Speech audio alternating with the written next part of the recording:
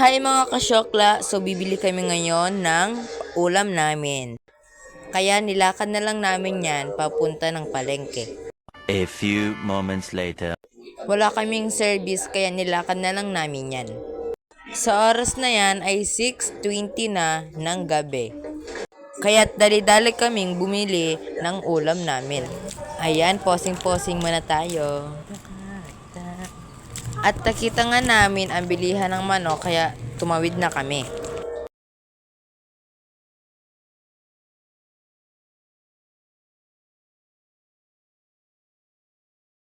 Pumili lang kami ng manok na malaki at ipinatadtad na namin kay kuya.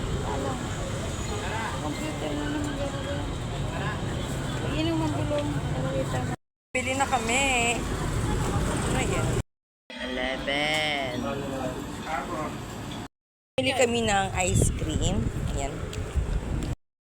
Yun lang for today's video. Bye-bye. Follow and share.